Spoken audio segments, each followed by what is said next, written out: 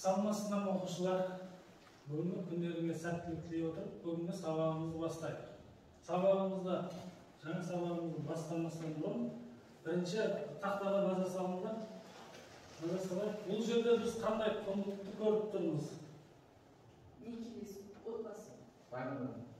Бұл жерде отбасы берілген, екі жас, тағы қандай пікір айта аласыңдар? Мен көргендерімді айта аласыңдаршы? Отбасы құру, шаңырақ көтеру. Ең соңғы толық отбасы.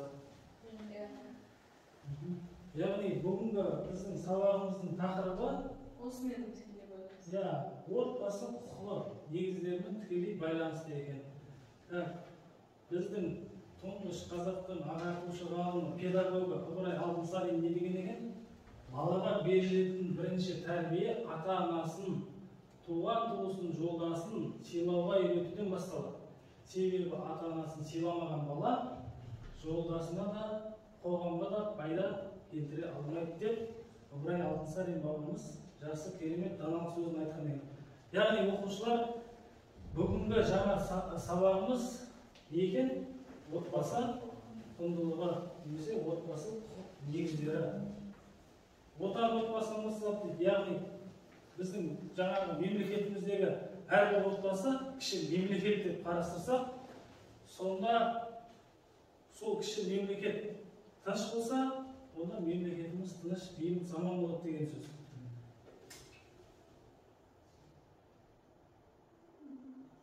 Енді оқушылар, осы жерде бүгінгі тақырыбымыз белгілі болды. Енді осы жаңа тақырыбымызда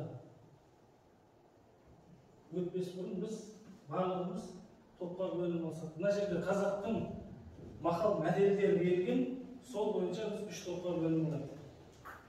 Ерасыл, бастабай, 3 топ берілген, мемлекет, азамат және отбасы. Осыған байланысты қазақ мақал мәтелдері берілген. Отбасынан бас кетсек, қазаннан ас кетеді. Не дейді? Отбасынан бас кетсек, қазаннан ас кетеді. Яғни сенде отбасы толы. Туған күнінде ұстап, күнде ұстап. Ол Мемлекет. мемлекет. Мемлекетте барады. Отбасының негізі оған әлемді. Отбасы толында барады. Ер азамат белгісі түздің назар етінде болады. Азамат толында барады. Келесі. Мемлекет толында. Отбасы жоқ. Отбасының басылады. Отбасы толында. Бұл азамат толында.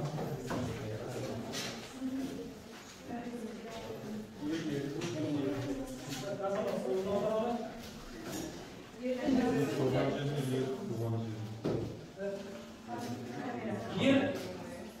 Ер туған жерде, ер жігіт туған жерде. Азамат толында барады. Осы жерге отырады.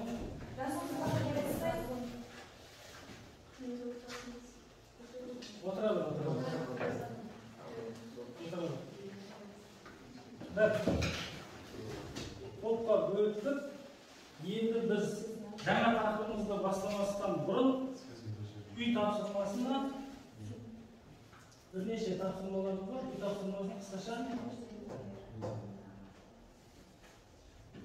Мынау тапсырма арқылы үй тапсырмасы бізге азаматтық негіздерін өткен тақырыпта. Соған байланысты әр топ үйге келген тапсырма негізінде бір-біріне сұрақтар қойып жауап алынады. Енді қараңдар, бұл жерде әр топ не істейміз? 5 сұрақтан дайындаймыз. 3 топ бір-бірімізге сұрақтарымыз қоямыз. Және бұл әр топ сұрақтарына байланысты тақтар қай қойындар? 3 топ. Қай қойындар? Яғни бүгінгі бағаларымыз әр топ өздерінде бағаларында не істейміз? Қарап белгілеп отырамыз. Неше балл жинағанымызда әр сұраққа. Осы бойынша бағаланамыз.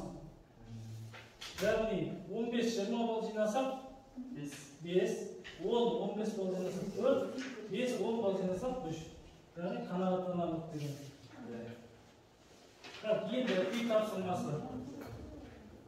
Сұрақтарымды дайындап қойыңдар. Бұған 3 минут уақыт берейік.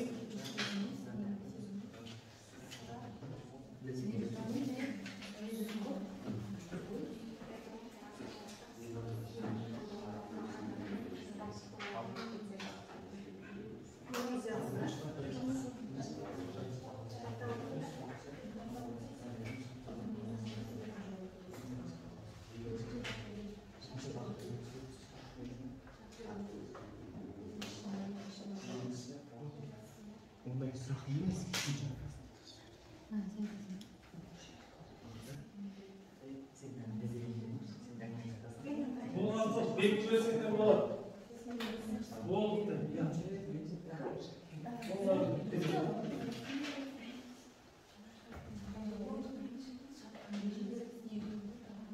Болды. Уақыттарым аяқталды. Енді отбасы тобы, мемлекет, азамат топтары. Уақыт бол, тоқтатамыз. Дайынсыңдар ма? Отбасы тобы мемлекет тобына сұрағы қойылады. Мемлекет тобының сұрағы азамат тобына, азамат тобы сендер отбасы тобына қоясыңдар. Түсінікті ғой? Уақыт болды. Жылдамдықтан. Мемлекет тобы. Мұқият қараңдар. Сіздерге шарт сөздің мағынасы сонда да көп адамның жиналып келісім жасауы Өздеріңіздің қанша сұраққа жауап беріп отырғандарыңызда тұрып отырыңдар. Шартты өзгерту дегеніміз не? шарт ережелердің өзгеруі. Екі сұрақ болды, екеуінен жоқ тұрып. Бұдан келесі сұрақ.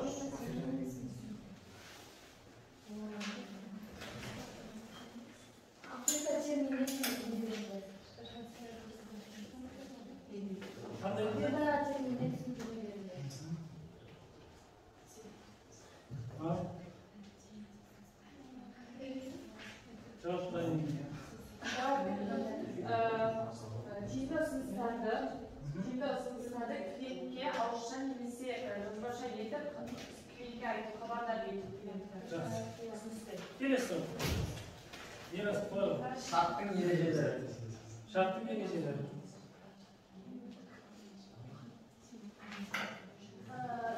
Үш ережесі елі дағдылап кездейсоқ. Тамаша. Шартты өзгерту және бұзу негіздері. Келісімшартқа бірін келісуі немесе небір жағдайға байланысты ауыстыруға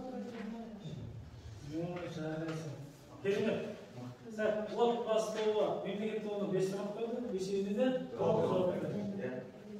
Мемлекет тобы. Азамат тобына қойыңдар.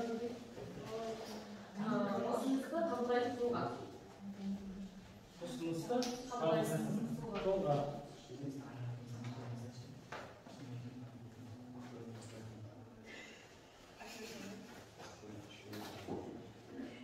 Жауабы. Келесі сұрақ. Екінші мәміле деген не? Мәміле деген.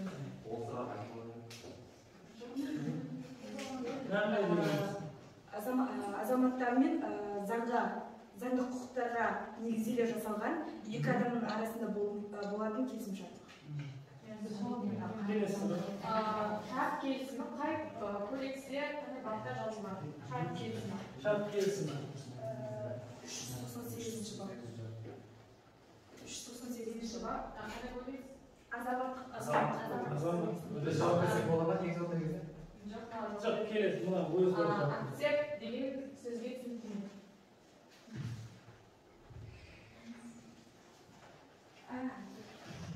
Оферта жолданады, шарт жасалатын, мәміле жасалатын жағдайда оферта жолданады, ал сол офертаға берілген жауапты беретін тұлғаны акцепт деп атайды. Беремін. Шарт келісімінің мақсаты. Екі жақтың да ұсыныстарын қағидаға ала отырып, негізделе отырып. Жарайсың. Мемлекет тобы 5 сұрақ қойды. Азамат тобы 4-ді жауап берді. Үшеуіне жауап берді. Оны белгілеп отырыңдар. Келесі азамат тобы. Отбасы тобына. Шарттық өзінің ерекшелігіне қарай бөлінеді. Қайталап айтасың. Шарттық өзінің ерекшелігіне қарай бөлінеді. Қуана қойып Biz bu sıra koyuyoruz. Fazla sıra biz. Белгілі даталы кездейсоқ үшке бөлінеді. Оферта жолданған жақтың жауабы қалай қалды? Sıra koyuyoruz. Оферта жолданған жақтың жауабы қалай?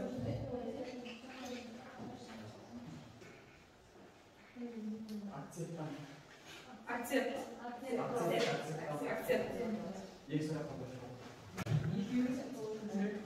Шарт ұғымы алғаш рет қайда пайда болды? Шарт ұғымы алғаш рет қайда пайда болды? Ежелгілерінде Береміз. Амасыз жауап. Келесі. Мәміленің түрлері. Жауабы шарт. Жауап. Шарт мәміленің түрі болды. Дұрыс. Bir sıra koyuyoruz. Бесінші сұрағымыз айтып шарт қандай жағдайда бұзылады немесе өзгертіледі?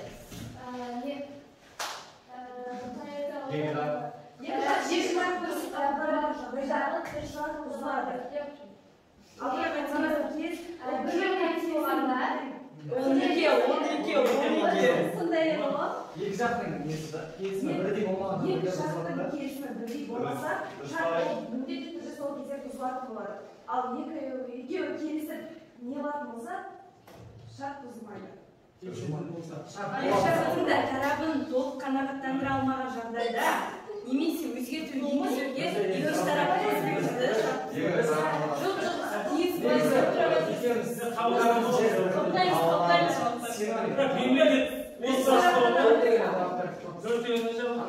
Мемлекет бесеуінде азамат үшеуіне жауап берді. Бұл үй тапсырмасы еді. Келесі. Отбасы дегеніміз. Тақтарға қарай қойыңдар. Бүгінгі жаңа тақырыбымыз. Жаңа біз үй тапсырмасын пысықтап өттік қой, енді отбасы дегеніміз. Бұл некеден туылған, некеден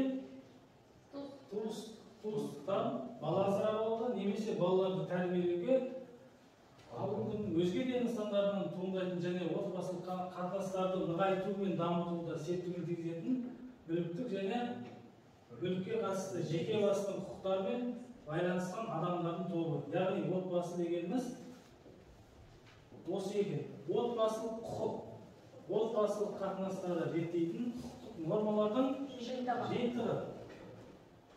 Отбасылық қатынастар. Бұл жерге нелер береді екен? Яғни адамдардың арасында некеден, туыстықтан, бала асырап алудан, отбасын тәрбиелеу үшін бала алудан туындайтын қатынастар. Бірақ отбасындағы қатынастардың бәрі бірдей құқық жөнімен реттеле бермейді. Отбасындағы қатынастар негізінен адамгершілік, игілікке өнеге нормалар негізінде реттеледі екен. Яғни отбасылық заңнаманың шарттары некеге тұру, некені тоқтату, некені жарамсыз деп тану. Түсінікті ғой? Отбасының заңнама шарттары. Жақсылап қарап, түртіп сақтап алсақ болады. Отбасылық заңнама шарттары некеге тұру, некені тоқтату, некені жарамсыз деп тану. Неке және отбасыны қорғау нысандары. Бұл неке және отбасын қорғау нысандары юридикалық және юридикалық емес болып екіге бөлінеді.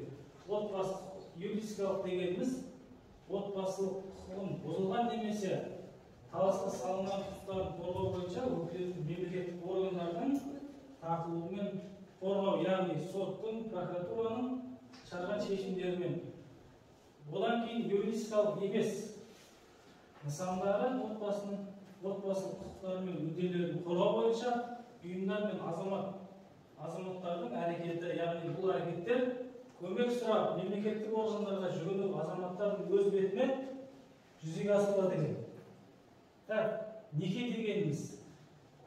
Неке дегеніміз Қазақстан Республикасының заңында 18 жас болып табылады. Яғни 18-ге толмасақ, Қазақстан Республикасының заңы бойынша некеге тұра алмаймыз. Қазақстан Республикасының заңы бойынша 16 жаста бізге азаматтық беріледі, бірақ некеге тұруға мүмкіншілігіміз жоқ. 18 жасқа толған, яғни оны кәмелеттік жас дейді. Кәмелеттік жасқа толғаннан кейін барып, ерлі зайыпты болуға әбден болады. Яғни неке дегеніміз не екен? Жақсылап қарасақ, неке яғни ерлі зайыптылар арасындағы мүліктік және мүліктік емес құқықтар мен міндеттерді туғызатын отбасын құру мақсатында заңда белгіленген тәртіптер мен талаптардың ерікті және толық емес келісіммен жасалған ер азамат пен әйел арасындағы тең құқықтық одақ. Яғни екеуінің келісіммен болған отбасылық өмір, оны неке дейді екенбіз. Некеге тұрудың шарттары бар.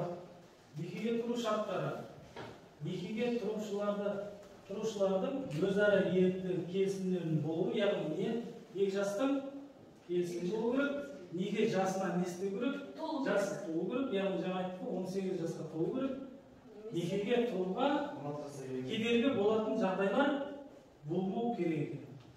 Неке жасы жаңа айттық, еркектер мен әйелдер үшін 18 жас, дәлелді себептер болған жағдайда 16 жас.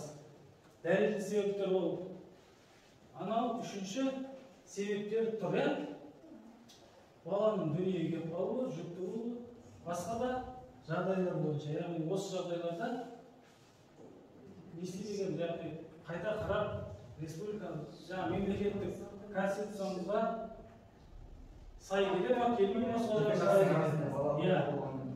сол кездерде не істеу керек? Қайта қарауға, яғни 16 жаста бізге азаматтық берілген, жеке куәлігіміз ғой біз. Ал 16 жасқа дейін бізді өмірде бар екендігімізді қандай құжат?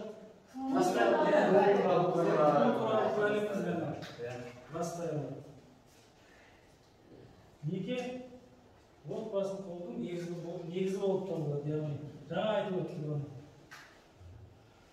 Некені тоқтататын оқиғалар, яғни біз заңды тұлға болып, ерлі зайыпты болып, 18 жасқа толып, немесе одан ары жаңа отбасын құрған жағдайда Қазақстан Республикасының Конституциясы бойынша некені тоқтататын оқиғалар да болады. Ол қандай екен?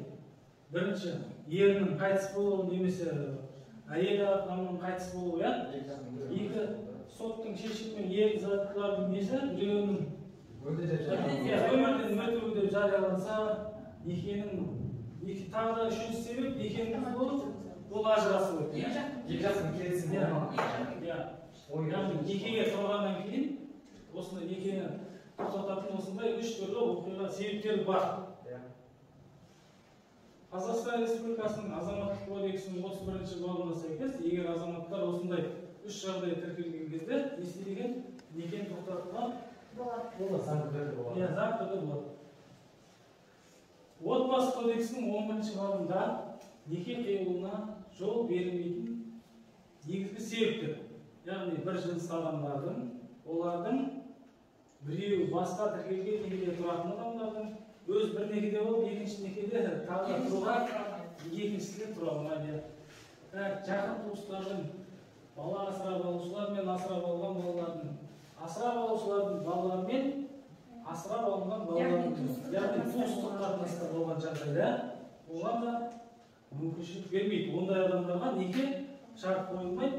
Біз енді қазақ халқы не істейміз? Жеті атадан қыз аламыз, ондай туыстық қатынастардан мүлдем алуға болмайды екен. Ол заңымызда да көрсетіп тұрған. Соттың заңды күшіне енген шешімді бойына олардың біреуі болса да психикасы, яғни ақыл есі несі? Төмен. Яғни өмірге ақыл есі кемдігі салдарынан иә сондай жағдайда не болады? Некеге тұруға болмайды екен. Ерлі зайыптылардың құқықтары мен енді міндеттері. Бұл отбасының енді басты құндылығы ғой қазір, енді қараңдар. Жаңа отбасының насихаты деп айттық қой сабақтың басында. Сондықтан осы қазақ бір сөзбен-ақ үлкен жаңағыдай үлкен мән берген осы сөзге. Ерлі зайыптылардың басты құқықтарын тақта қарап көресіңдер болады, яғни қандай құқыққа ие екенбіз. Отбасында негізгі байлық не? Сенім. Олардың дүниеге келген ұл-қыздары, яғни оның жаңағы ізін жалғастыратын деп азар халқы айтуда да ұрпағы. Отбасы кодексінің 30-шы бабына сәйкес ерлі зайыптылар тең құқықты, тең міндетті атқарады. Яғни бала тәрбиесінде де, үй шаруасында да, яғни барлық нәрсесінде де ерлі зайыптылардың әрқайсысы қызмет түрін, кәсібін, діни сенімін таңдауға ерікті. Яғни дін еркіндігінен сен жаңағыдай басқа дінді оның болмайды деп емес, яғни біздің мемлекетіміз демократиялық, зайырлы, құқықтық мемлекет болғандықтан әр адам оның ерлі зайыптылар құқығында да не қылған отбасы кодексінде көрсетілген екен. Яғни оның сеніміне, дін ұстанымына да тең право берілген, тең құқықтар берілген. Ерлі зайыптылар ана болу, әке болу, балалардың тәрбиелеуі жаңағыдай. Бұл жердің барлығында да екеуі біргелесіп шешу керек. Отбасының игілігі мен нығаюы оның балалардың денсаулығы ең бастысы, және олардың әлеуметтік жағдайына және де қамқорлық жасауына міндетті. Мемлекет тарапынан да, отбасы тарапынан да не болады екенбіз? Яғни денсаулығы бірінші кезекте тұрады. Бұл ерлі зайыптылардың құқықтары мен міндеттері. Ал отбасындағы баланың құқығы неге құқылы екен? Өмір сүру, денсаулық сақтау, саналы, демалу, білім алу, жекеменшік құқығы.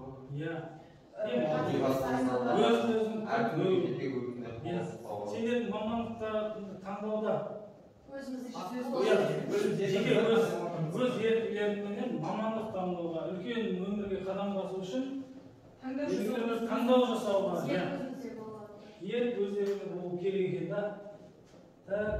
Енді ата-аналарында бағыт бағдар береді, бірақ өздерінің жеке бостандықтары негізінде заң бойынша болу керек екен. Баланың қорғаншылық және қамқоршылық. Яғни қорғаншылық 14 жасқа толмаған балаларға, 14-ке дейінгі балаларға не істейді екенбіз? Қамқорлық жасауымыз керек екен.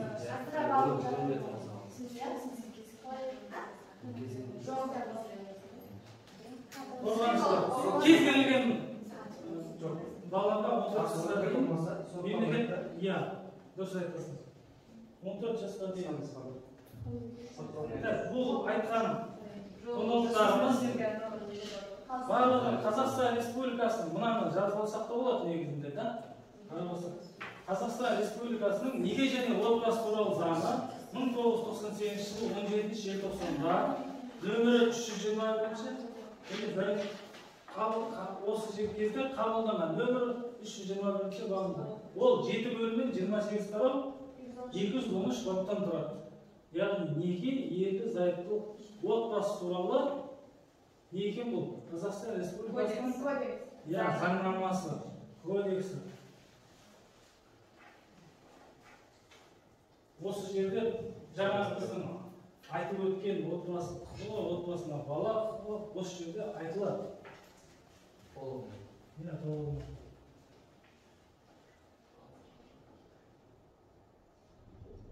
Келесі, енді бүгінгі сабағымыз жалпы түсінікті деп ойлаймын.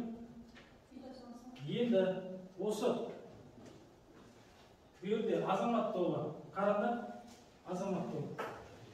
Тақталарында тапсырмалар кезегі беріліп, осы бүгінгі сабағымызға байланысты.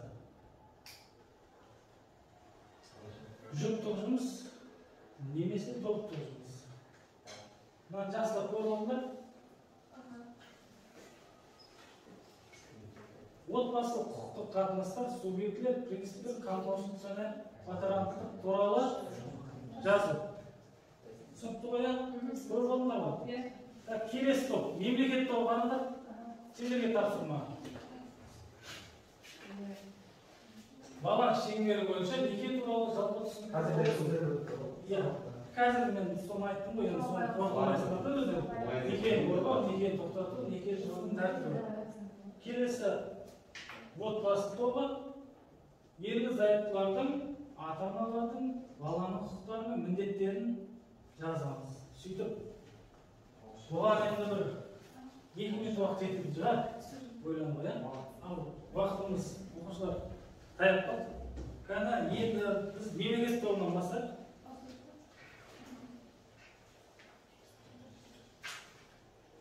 Ал мемлекет тобы. Отбасы құрудың негізі некеден тұрады. Некеге жалпы ер адам мен әйел адам бірге қосылып жасалған ұйымды неке деп аталады. Некенің негізі сенім мен сыйластықтан құралады. Яғни некені қорғау үшін адам екеуі бір-біріне сеніп, сыйластықтан бір-бірімен қарым-қатынаста жұмыс жасай білу керек. Жалпы қорғау үшін міндетті де екеуі де белсене атсалысу керек, қарым-қатынаста жақсы болу үшін деп ойлаймын. Жақсы, керемет жауап. Некені тоқтату, бұл жерде некені тоқтату, ол ердің қайтыс болуы және ерлі-зайыптың арасындағы біреудің өлді деп сот шешімі бойынша жариялануы және некенің бұзылуы, яғни ажырасу. Осы себептер атына. Некені тоқтату, некені отбасы кодексінің 9-шы бабында нақты айтылған. Ол жерде неке тұру үшін міндетті түрде 18 жасқа келген жасатылған болу керек және екі жақтың да келісімде болу керек. Егер де көлік жасатылмай белгілі себептермен неке тұрғызылатын болса, ең кемі ең түсе алатын жағы 16 жас. 16 жас онда да тек ата-ананың келісімі болуы міндетті. Тамаша жауап. Келесі ол бізде отбасы ақберген жауап береді. Ерасың ба? Ал. Бастай олды. Ерлі-зайыптылардың құқығы, екеуінің құқығы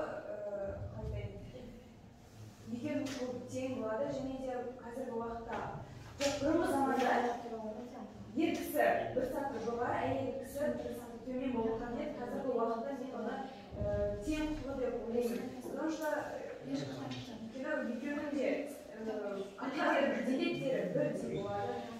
Солай. Мемлекеттік заңымызда солар көрсетілген ғой. Міндеттері құндылығы, екеуінің құндылығы тең. Проблемасы олар балаларға барып өздерінің арасында ғана сақтау керек. Өздер сыртқа қарап шығарудың жоқ деп ойлаймын. Проблемасы. Ата-аналар балаларын асырап өзінің ойынан келген міндетті соны алып шығу қажет. Олардың құндылығы және балаға жақсы тәрбие, тәртіп беру қажет. Жақсы жауап болды. Енді азамат тобы.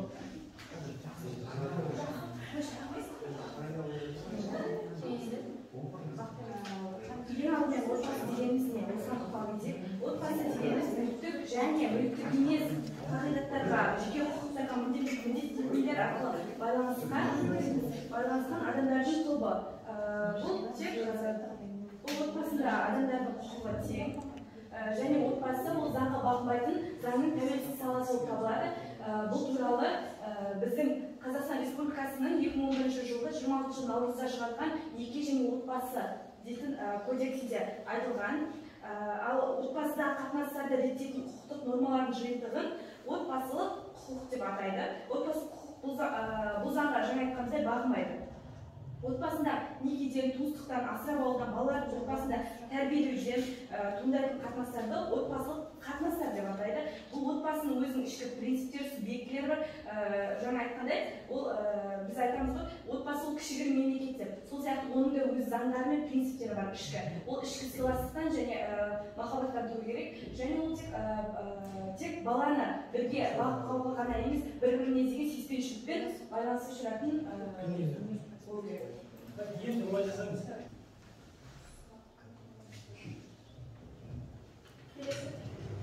Патронат дегеніміз жетім немесе ата-анасының қамқорлығынсыз қалған балаларды белгілі бір отбасыға тәрбиелеуге берілуі. Ол патронат тәрбиелеушіге баланы бағу үшін қаражат төленеді. Мемлекет тарапынан. Енді әр топ өзінше тапсырмаларға жауап берді. Енді әр топ бір-бірімді өздерінде 10 балды ең жоғары Топқа қойыңызшы. отбасы жоқ, топқа қоясыңдар. Отбасы тобы мемлекет тобы алғандар, мемлекет тобы азамат тобы, отбасы тобы 10 балл жоғары. Соның арасында.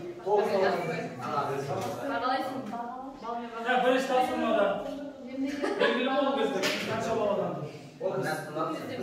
Бағалар өзін бола ма? Ол өздерінің бағасын бердіңдер ғой, келесі тапсырмаға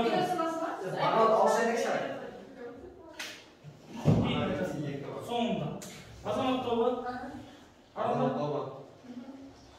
қарттар үйінде тұрып жатырған Бекзат атақты еңбек ері, зейнеткер, 5 баланың әкесі, 9 немеренің атасы, балаларына жақсы тәрбие мен білім беріп өсірген Бекзат ата күнде таңертең терезеге қарайды да ойланып отырады.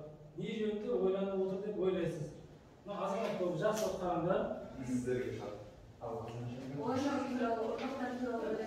Жақсы қарап отыр. Не үшін? Бірінші айтқанда да болады. Ол Бекзат ата, атақты еңбек ері, зейнеткер деп тұр ғой. Бір ғана баласы емес, баласы жоқ емес. Қандай 5 баласы бола тұра, ол неге қарттар үйінде тұрып жатыр. Яғни оның ойы 5 баласы бола тұра қарттар үйінде отырған адамның ойы, неге мен ұрпақтарым бұндай болды, мен дұрыс тәрбие бере алмадым ба, бұл қай жерде қате кетті, сондай ойлар болады деп ойлаймын мен. Себебі өте аянышты. Может, балалар әкідіп те біліп. Мүмкін соны әліге дейін күтуде терезеге сол үшін қараймыз. Жақсы. Яғни бұл бойынша ең жоғары болып, 3 болып. Азамат тобы. Келесі мемлекет тобы. Ол енді сабағымызды қалпындап жатыр. Мемлекет тобы. Сіздің жақын туысыңыз бар. Ол тамаша. Тамаша. Тек бала тәрбиесіне келгенде көп қателік жібереді. Баласымен сырласпақ түгіл мүлдем түсінісе алмайды. Тіпті оның түсінуге де дұрыс тырыспайды да. Кез келген қателіктің бетіне басып ашуға салады. Өкпелі кезеңді басынан өткізіп жатқан оның баласы күнде-күнге тұйықталып барады. Іштей агрессивті, өзі үй ішінен қолдау көрмеген бала шарасыздан сізге келіп көмек сұрайды. Сіз не істер едіңіз деп? Сөйлем түсінікті ғой? Сізде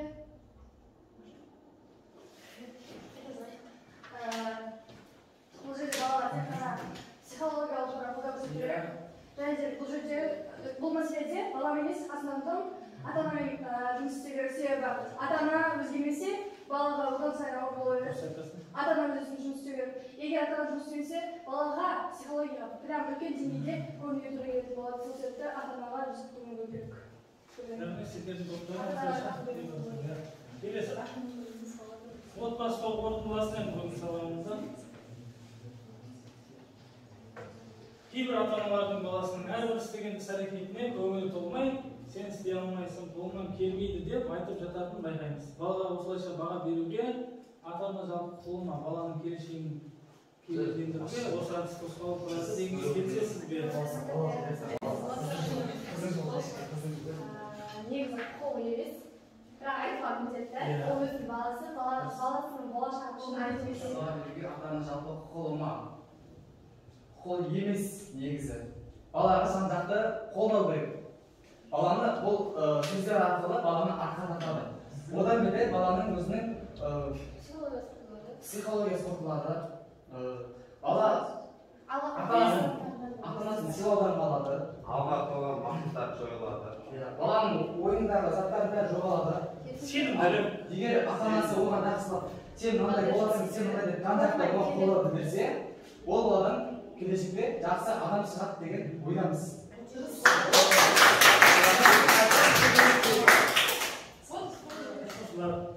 Бүгінгі тақырыбымыз бізге түсінікті болды деген ойдамын. Яғни бұл отбасы деген үлкен нәрсе, оған жай немқұрайлы қараудың өзі қиын нәрсе, сондықтан оған үлкен жауапкершілікпен, аса ыждағаттылықпен болуымыз керек. Себебі біз өмірге барлығымыз ата-ана боламыз. Сондықтан отбасы берік болса, онда біздің мемлекетіміз құрып жатқан берік болады. Яғни жаңағы айтты ғой, кім жаңағы Жансұлу оқушының жақсы керемет айтты, Балауса айтты, 3 топтың оқушы керемет осындай жақсы біз отбасылық құндылық туралы білім алдық деген ойдамын. Енді үйге тапсырма, яғни осы білгендеріңізді және де оқулықтан тыс отбасы және отбасы тәрбиесі туралы қазақ мақалдарын, яғни отбасы құндылықтары туралы көптеген мәліметтерді жинақтап, яғни өз бойымызға сіңіріп, мағынасын түсініп, әркім жеке өзінің ойлау қабілеті арқылы келесі сабаққа дайындалып келеміз. Түсінікті ғой? Бүгінгі сабағымыз осымен аяқталды. Қош сау болыңыздар.